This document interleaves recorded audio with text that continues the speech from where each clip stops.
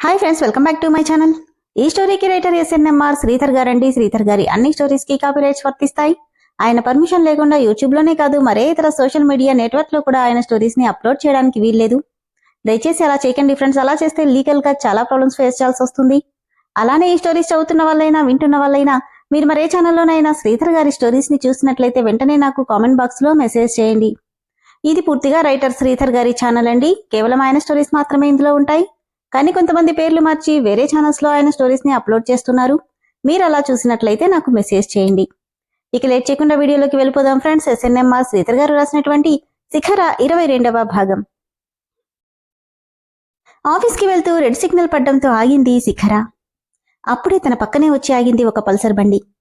ఆ బండి మీదున్న ఇద్దరు అబ్బాయిలు హెల్మెట్ పెట్టుకున్న శిఖర వైపు చూసి వావ్ సూపర్ ఫిగర్ అనగానే వాళ్ల వైపు చూసింది శిఖర.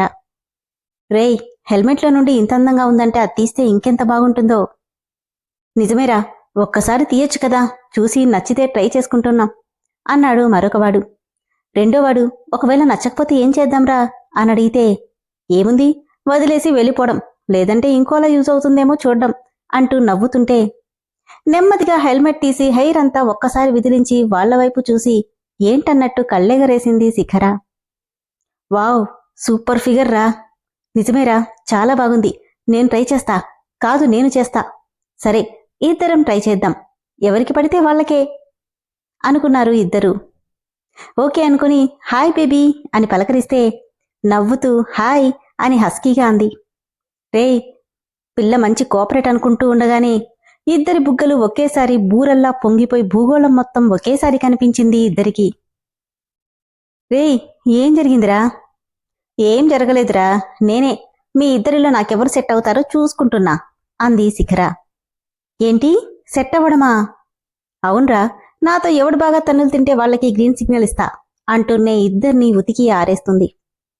అమ్మో నువ్వు వద్దు, నీతో కొట్టించుకోవడం వద్దు, మమ్మల్ని వదిలే తల్లి అంటూ ఇద్దరూ ఏడుస్తుంటే రే, ఇంకోసారి మీ ఇద్దరిని ఇలా అమ్మాయిల్ని ఏడిపిస్తూ చూశానంటే ఈసారి డైరెక్ట్గా పెట్రోల్ పోసి తగలబెడతా, జాగ్రత్త, పోండిక నుండి అనగానే హమ్మయ్య అనుకుంటూ అక్కడి నుండి వెళ్ళిపోయారు ఇద్దరు.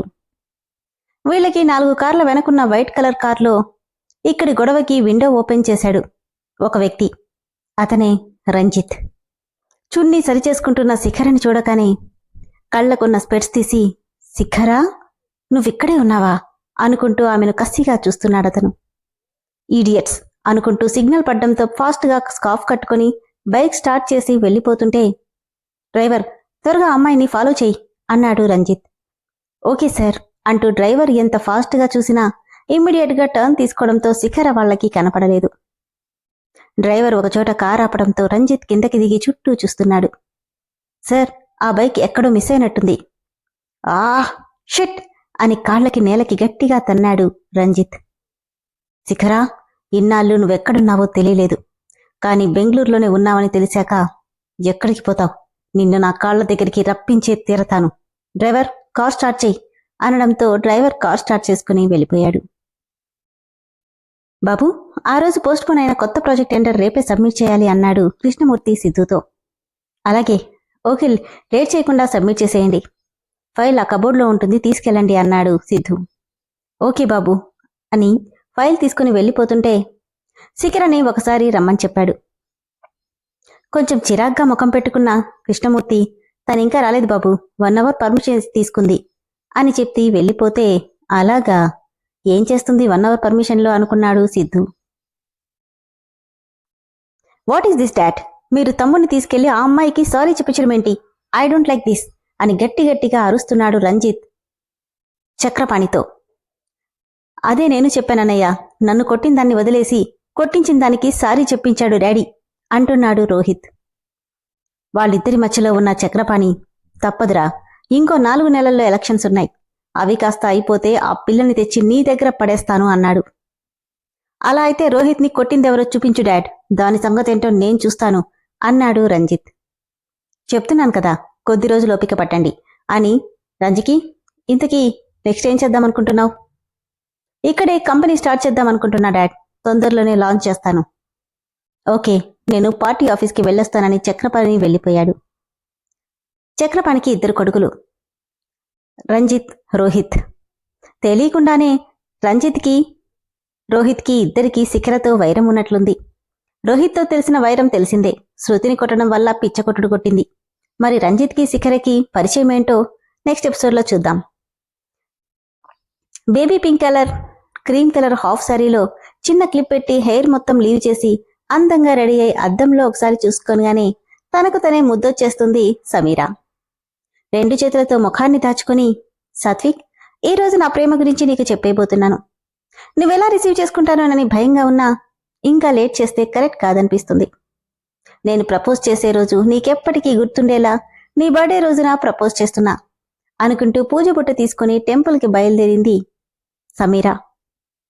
ఇంతకీ రావడమైతే వచ్చాను కానీ సాత్విక్ వస్తాడా అని బాధపడుతుంటే ఆ బాధని మాయం చేస్తూ చెప్పినట్టే 8:30కి టెంపుల్ దగ్గర బైక్ ఆపాడు సాత్విక్.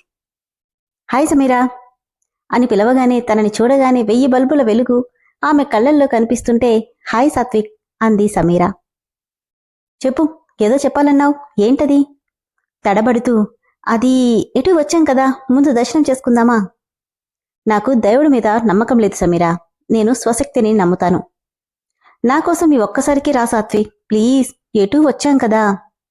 ఆమె అంతలా అడుగుతుంటే సరే పద అంటూ లోపలికి నడిచాడు సాత్విక్ సమీరతో. స్వామి, నా ప్రేమలో నేను గెలిచేలా నాకు ధైర్యాన్ని ప్రసాదించు అనుకుని దర్శనం కంప్లీట్ చేసుకుని ఇద్దరు మెట్ల మీద కూర్చున్నారు. ప్రసాదం తింటూ, ఇప్పుడు చెప్పు, ఏంటి ప్రాబ్లం? ప్రాబ్లం ఏం లేదు, కానీ నీకొకటి ఇవ్వాలి అంటూనే తన బర్త్డే గిఫ్ట్గా చేయించిన రింగ్ని బ్యాగ్ నుండి తీస్తుంటే సరిగ్గా అప్పుడే సాత్విక్ ఫోన్ రింగ్ అయింది. నెంబర్ చూసి కళ్ళ నిండా సంతోషాన్ని నింపుకొని శిఖరా అనగానే సమీరలో అసహనం. చిరాగ్గా అతని వైపు చూసింది. తర్వాత మాట్లాడొచ్చులే సాత్విక్ అంటే కోపంగా ఏంటి అన్నాడు సమీరని సాత్విక్. అంటే అదే, మనం గుళ్ళో ఉన్నాం కదా, రెగ్యులర్గా మాట్లాడుతుంటావుగా, ఫ్రీగా ఉన్నప్పుడు చెయ్యొచ్చులే. నా వరకు శిఖర తర్వాతే ఏదైనా ఏమైనా అని వార్నింగ్ టోన్తో చెప్పడంతో సారీ అని సైలెంట్ అయ్యింది సమీరా. హ్యాపీ టోన్తో హలో శిఖ, ఏంటి పొద్దున్నే నేను గుర్తొచ్చాను? సాత్విక్, నువ్వు అర్జెంటుగా ఇస్కాన్ టెంపుల్కి రా అని కంగారు తడబాటుతో చెప్తుంది శిఖర. ఏమైందిరా, ఏమైనా ప్రాబ్లమా? నువ్వు బానే ఉన్నావా అని సాత్విక్ కంగారుగా అడుగుతుంటే ఏడుపు గొంతులో నువ్వు ముందు రారా చెప్తాను అని ఫోన్ పెట్టేసింది. ఏమైంది సాత్విక్? శిఖర రమ్మంటుంది, నేను అర్జెంటుగా వెళ్ళాలి, సారీ అని చెప్పి తనెలా రియాక్ట్ అవుతుందో కూడా చూసుకోకుండా వాయువేగంతో వెళ్ళిపోయాడు సాత్విక్. ఆమె చేతిలో ఉన్న రింగ్ బాక్స్ కిందకి జారిపోతే కంటి నిండా నీళ్లతో అతను వెళ్లిన వైపే చూస్తుంది సమీరా. హలో అంటూ ఫోన్ రావడంతో లిఫ్ట్ చేశాడు సిద్ధు. సిద్ధు, వెళ్తున్నావా లేదా అని సంధ్య అడిగితే అబ్బా వెళ్తున్నాను మామ్, లేకపోతే నువ్వు ఊరుకుంటావా అని విసుక్కున్నాడు. నేనేం చెప్పినా నీ మంచి కోసమే కదరా, నువ్వు బాగుండాలని ఈరోజు నువ్వు స్వామివారి దర్శనం చేసుకుంటే చాలా మంచిదంట అని ఫోన్లో చెప్తుంది సంధ్య సిద్ధార్థ్కి. సర్లే వెళ్తున్నాను, దర్శనమయ్యాక కాల్ చేస్తానని చెప్పి ఫోన్ పెట్టేశాడు సిద్ధార్థ్. సాత్విక్ ఇస్కాన్ టెంపుల్కి రీచ్ అయ్యేసరికి తన కోసమే ఎదురు చూస్తుంది శిఖర. నవ్వుతూ తన వైపే చూస్తున్న శిఖరని చూసి తను బానే ఉందనుకున్నాక అప్పుడు పూర్తిగా తన వైపు చూశాడు. ఆరెంజ్ గోల్డ్ కలర్స్ హాఫ్ శారీలో కుందనపు బొమ్మలా కనిపిస్తున్న ఆమెను చూడగానే ఎక్కడ లేని సంతోషమంతా సాత్విక్లోనే కనిపిస్తుంది. నవ్వుతూ తనకు ఎదురెళ్ళి ఏంటి అర్జెంటుగా రమ్మన్నావు, ఏదైనా ప్రాబ్లమా అని అడిగాడు. లేదన్నట్టు తలూపి many many many more happy returns of the day Sathvik అంటే బర్త్డే అంటూ ఈరోజు డేట్ గుర్తు చేసుకుని కోపంగా ఎందుకు పిలిచావా నువ్వు అని అడిగాడు. ఇందుకే పిలిచాను. సరే అయితే నేను పోతున్నా అని వెళ్ళబోతుంటే ఆగరా, ఎందుకంత కోపం? నీకు తెలుసు కదా శిఖ, నాకు నా బర్త్డే అంటే ఇష్టముండదు. తెలుసు, కానీ నాలాంటి వాళ్ళకి ఎటూ పుట్టిందెప్పుడో తెలీదు. తెలిసిన నువ్వు కూడా చేసుకోకపోవడమేంట్రా? కళ్ళల్లో తడి చేరుతుంటే ఎందుకంటే ఈరోజే మా అమ్మ నాకు దూరమైంది. ఆ రోజు ఎంతో ఆశతో నన్ను గుడికి తీసుకెళ్ళింది, కానీ ఆ రాత్రి ఆ రాక్షసుడి చేతిలో బలైపోయింది. సాత్విక్, మీ అమ్మ నీకు దూరం అయి ఉండొచ్చు, కానీ నీ రూపంలో బతికే ఉంది. అదెందుకు నువ్వు మర్చిపోతున్నావు? అది కాదు శిఖ, ఇంకేం నువ్వేం మాట్లాడకు. నేనంటే నీకేమాత్రం ఇష్టమున్నా సైలెంట్గా నేను చెప్పినట్టు చెయ్యి. కానీ శిఖ, హ్యాపీ బర్త్డే అంకుల్ అంటూ అంతలో వచ్చి చుట్టేశాడు శౌర్య సాత్విక్ని. అంకుల్ తొందరగా రండి, కేక్ కట్ చేద్దాం, నాకు తినాలనుంది అని గారంగా అడుగుతుంటే సాత్విక్, నా కోసం కాకపోయినా వాడి కోసమైనా ఒప్పుకోరా అంటే నవ్వుతూ శౌర్యని ఎత్తుకుని ముద్దు పెట్టుకున్నాడు. పద, ఎక్కడికి? రారా చెప్తాను అంటూ అక్కడే మండపంలో టేబుల్ మీద కేక్ అరేంజ్ చేసుండడం చూసి, ఏంటి శిఖ ఇదంతా? పదమంటున్నానా అంటూనే అతని చెయ్యి పట్టుకుని లాక్కెళ్లి నిలబెట్టింది. శౌర్యని అలానే ఎత్తుకుని కేక్ కట్ చేస్తుంటే పాట పాడుతూ క్లాప్స్ కొడుతున్నారు శిఖర, శౌర్య ఇద్దరు. అంకుల్, ఫస్ట్ కేక్ ఎవరు పెడతారు? నాకెప్పుడు మీ మమ్మీనే ఫస్ట్, ఆ తర్వాత ఎవరైనా అంటూనే శిఖర నోట్లో కేక్ పెట్టాడు. నవ్వుతూ దాన్ని అందుకొని హ్యాపీ బర్త్డేరా అంటూ సాత్విక్కి కూడా నోట్లో పెట్టింది. శౌర్య బంగారం ఆను అంటూ వాడి నోట్లో కేక్ పెట్టగానే, అంకుల్, ఇక్కడికి మా ఫ్రెండ్స్ వచ్చారు, నేను కేక్ తీసుకెళ్లి వాళ్ళకివ్వనా? తీసుకెళ్ళి నాన్నా అనడంతో నవ్వుతూ కేక్ తీసుకుని వెళ్ళిపోయాడు శౌర్య. అంతవరకు తను దాచిన గిఫ్ట్ తీసిస్తూ హ్యాపీ బర్త్డేరా అంది. ఏంటి ఇది? గిఫ్ట్? మనలో మనకు గిఫ్ట్ ఏంటి శిఖ? ఇందులో నా కోరుకునేది ఉంది, దాన్ని నువ్వెలాగైనా తీర్చాలి. ఓపెన్ చెయ్యి, అదేదో నీకే తెలుస్తుంది. ఏంటిది అంటూనే గిఫ్ట్ ఓపెన్ చేస్తుంటే ఇదే టైంకి గుళ్ళోకి ఎంటర్ అయ్యాడు సిద్ధార్థ. షూ రిమూవ్ చేస్తూ, నేనీ గుళ్ళకి పూజలకి కిలోమీటర్ దూరంలో ఉంటా, కానీ మా మమ్మీ దెబ్బకి రావాల్సొస్తుంది అనుకుంటూనే లోపలికెళ్లాడు.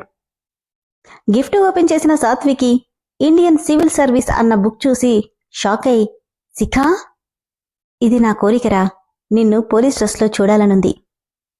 అది జరగదు శిఖరా, అందుకేగా నేనిలా. సాత్విక్, ప్రతిసారి ఒకేలా జరగదు. నిజమే, నువ్వు కష్టపడ్డావు, కానీ సొసైటీ నిన్ను దానికి దూరం చేసింది.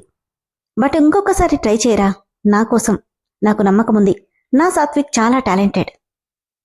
అది కాదు శిఖరా, దీని మీద ఆశ వదులుకునే కదా బ్యాంక్ జాబ్కొచ్చాను. ఇందులో నేను చాలా హ్యాపీగా ఉన్నాను.